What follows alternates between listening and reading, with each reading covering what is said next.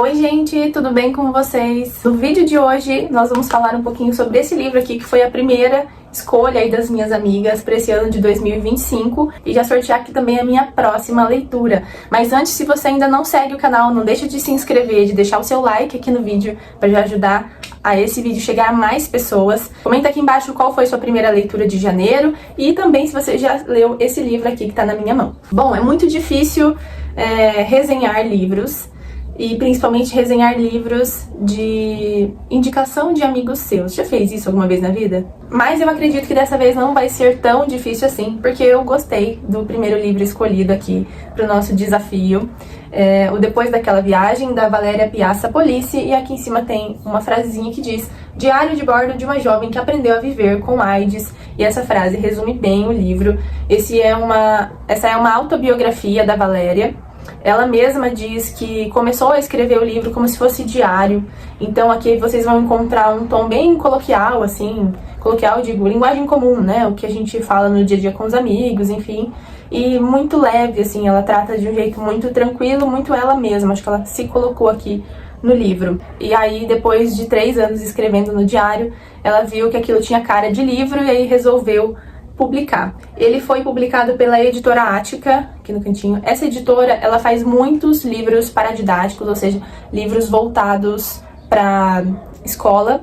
Então, tenho certeza que esse livro foi muito lido aí na adolescência, de muitas pessoas, que eu recebi muitas mensagens falando: eu já li, esse livro marcou a minha adolescência, li esse livro na escola, recebi da escola. Então, a editora tinha parcerias com escolas que enviavam esse kit, né, para as bibliotecas, biblioteca pública também, e com certeza veio daí essa grande influência aí na leitura, o que é muito bom, e o que a Valéria mesmo diz em entrevista. Depois eu até vou deixar essa entrevista dela aqui embaixo, porque é bem interessante. Ela queria que o livro dela chegasse justamente a esse público, né, adolescentes, jovens que estão tendo a primeira relação sexual, ou que chegue à mão de professores que queiram falar sobre o tema, mas não sabem como chegar até esses adolescentes. Então é um jeito muito legal de trabalhar. Eu acho que foi essencial aí que logo depois de ter publicado o livro, a Valéria também fez muitas palestras por todo o Brasil. Hoje ela é viva ainda, tá? Apesar da doença, tá? E ela mora com um gringo lá fora, vive viajando, tá casada, tá numa vida maravilhosa. A AIDS não impediu ela em nenhum momento de viver. Mas é uma história, né? O livro vai contar, então, a história da Valéria desde que ela contraiu o vírus do HIV na primeira relação sexual dela, com o primeiro namorado. Então, veja bem que difícil, né? Um momento da vida da menina com expectativas sobre o assunto e de criar-se uma certa maturidade, enfim. E ainda mais difícil para ela foi viver com isso num período, acho que era finalzinho da década de 80, então não se sabia quase nada sobre o tratamento. O pouco que se falava ainda era cheio de preconceito, era falado de maneira errônea, né? Muito preconceito e pouca informação. Então, imagine o quanto essa menina não sofreu, né? A AIDS nesse período era sinônimo de morte. E é engraçado que no livro pouco se fala a palavra morte e mais se fala em viver, em vida, né? Então, isso que é mais interessante aqui na leitura. A Valéria teve sim seus privilégios, tá? Ela era de uma família com boa situação financeira, a família acolheu muito essa situação dela, eles tinham um plano de saúde e ela pôde fazer uma viagem para os Estados Unidos, um intercâmbio. E foi depois dessa viagem, tanto é que o nome do livro vem daí, nessa viagem para os Estados Unidos, que ela conseguiu lá ter uma visão bem diferente sobre a doença.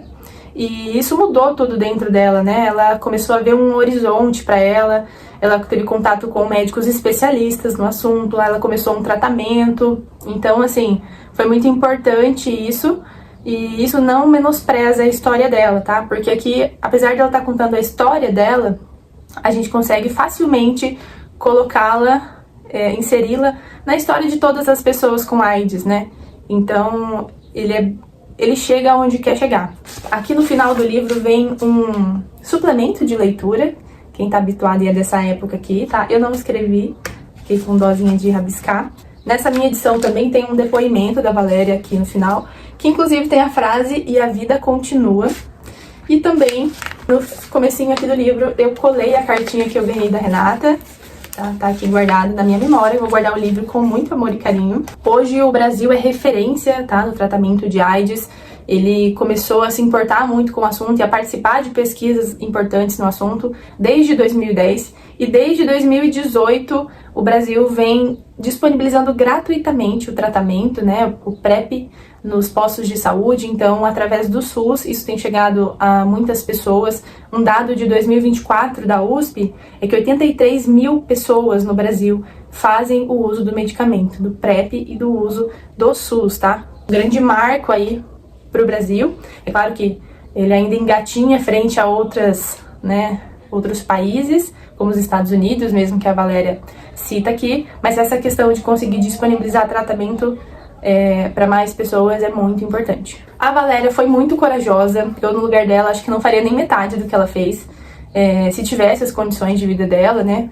E ela viajou para fora do país, mesmo logo após de ficar sabendo que tinha doença, de já ter começado um tratamento aqui, e aí não ia saber como que isso seria lá fora do país, como ela ia ser vista, se existia preconceito também ou não. Também foi muito corajosa de escrever sobre o assunto, né? Ela mesma conta em entrevista que quando comentou com o pai que queria escrever esse livro, a família ficou muito preocupada, porque isso poderia fechar portas para ela. Era um momento ainda que, se ela quisesse, por exemplo, procurar um emprego depois disso, talvez não conseguiria. Uma certa preocupação em relação a isso. Eu, leitora, hoje, não pegaria esse livro, assim, passando por uma biblioteca, algo do tipo, ele não me chamaria mais atenção. Então eu agradeço a Renata por ter colocado ele aqui, porque eu sei que foi um livro muito importante para muita gente. Ele passou batido aí na minha graduação, na minha escola, no meu período escolar. Eu não cheguei a ter contato com esse livro, nunca tinha visto mesmo. Então, se não fosse através dela, eu não teria lido. E finalmente, respondendo a pergunta da Renata, que ela tá me perguntando isso desde que eu terminei o livro, né, se ela soube escolher, eu acho que sim, Rê. Muito obrigada pela leitura. Eu dei nota 3, tá? Por não estar muito mais habituada com essa escrita coloquial, né, com essa leitura leve, mas pro momento que eu tô agora, de meio que ressaca literária, lendo outras coisas muito pesadas, esse livro foi perfeito aí pra começar o ano. Bom, e outra parte muito difícil desse vídeo vai ser escolher a próxima leitura, minha leitura agora é de fevereiro.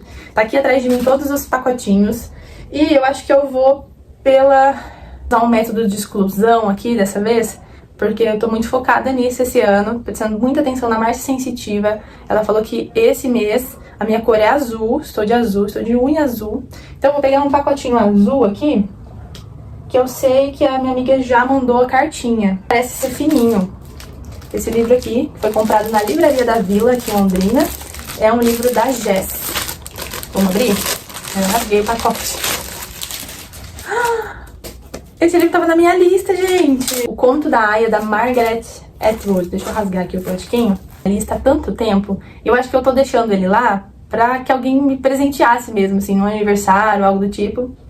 Ai, tá com um cheiro gostoso de livro novo. Aqui eu comentei com a Jéssica que eu queria assistir e que eu queria ler antes de assistir. Eu sempre falo isso. O Conto da Aya tornou-se um dos romances mais poderosos de nossos tempos. Nas palavras da própria autora, a República de Gilead é construída sobre a base das raízes puritanas do século XVII, que sempre estiveram por baixo da América moderna que pensávamos conhecer. Gente, eu tô muito curiosa. Deixa eu ver o recadinho aqui da Jéssica. A Jéssica manda tanto meme pra mim que foi até difícil achar aqui o bilhete dela. Mas ela escreveu assim, ó: eu sei que você vai gostar. Ele é um livro que deu embasamento para uma série e você falou que não tinha assistido ainda. Não mesmo. Então eu acho que você vai gostar de ler antes de assistir. É isso que eu vou fazer. Então agora pra fevereiro nós vamos ler o Conto da Aya. Eu vou tentar encontrar pra todo mundo ler junto. Ele passa um pouquinho das 300 páginas, viu? Ai, ai, gente. Será que eu vou dar conta? Vamos lá, vamos tentar, né? Beijo pra vocês e até o próximo episódio. Tchau!